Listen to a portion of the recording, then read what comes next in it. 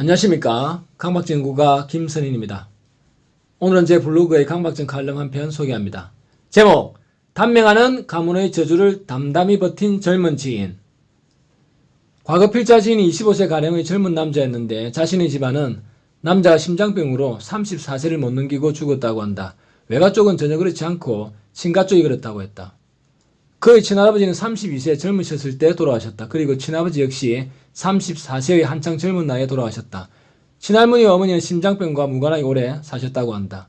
지인은 아버지가 그랬듯 자신 역시 아주 어릴 때 아버지가 돌아가셔서 어머니와 여동생과 함께 살아왔다고 한다. 다행히 그의 집안은 재산이 넉넉해서 그는 대학 졸업 후 유학도 다녀오고 부잣집 아들로 살아왔다. 그는 필자에게 급사에 대비하여 자신의 왼쪽 호주머니에 늘 심장병 약을 갖고 다닌다고 했다. 예를 들어 협심증은 심장병의 혈관이 굳어져서 혈액의 통로가 좁아지거나 막혀서 심근, 즉 심장벽의 근육에 흘러가는 혈액이 줄어들어 심한 통증과 발작이 일어난다. 때로는 환자가 심장마비로 사망하기도 한다.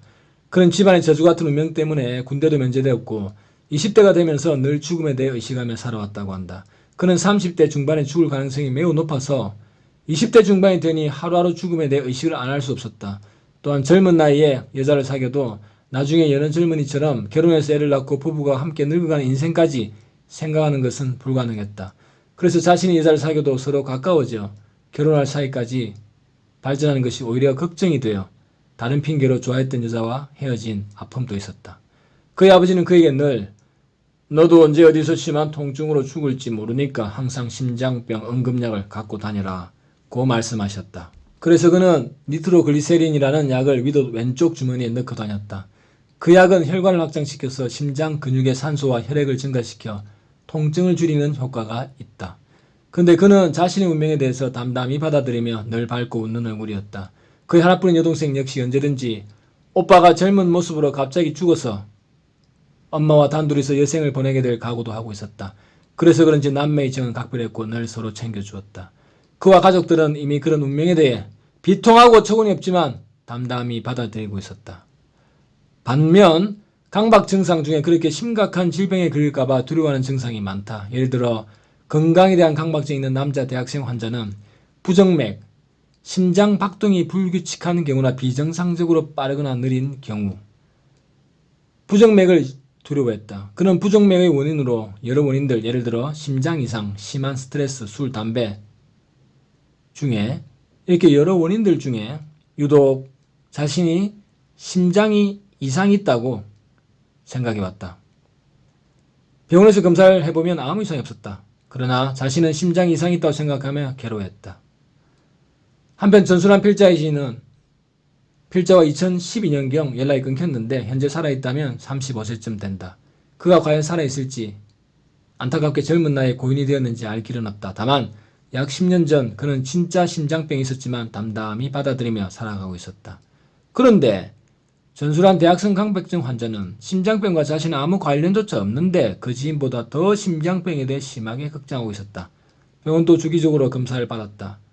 다른 예로 대학 시험에 이미 떨어진 재수생도 학원에서 강의를 들으며 강사 유머에 웃기도 한다. 물론 아예 대학을 안 간 고졸인 사람들도 사회적 직업적 일을 하며 행복해 하기도 한다.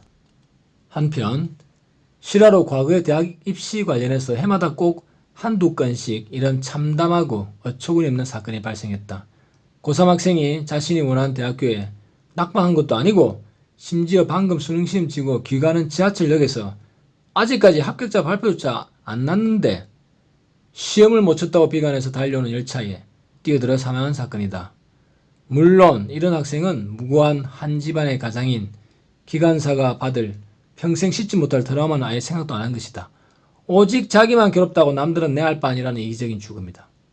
한편 잘 알려진 대로 스트레스 사건으로 강박증이 과반수 발생하지만 스트레스 사건 자체가 강박증의 원인은 아니다. 이에 대해 이런 격언이 있다. 패자는 실패하면 좌절하고 승자는 실패하면 그것을 발판 삼아 다시 일어선다. 그런데 강박증 환자를 그 격언과 비유하면 이런 셈이다. 환자는 아직 패배한 것조차 아닌데 미리 알아서 자기가 좌절한다. 강박증 환자의 걱정은 마치 이런 것과 같다. 이혼녀도 좋은 남자 만나서 연애하면 행복해 하는데 결혼도 안 한 미혼 여성이 이혼당할 걱정하고 있다. 강박세계는 그렇게 어처구니 없다. 이상 방송을 마칩니다. 안녕히 계십시오.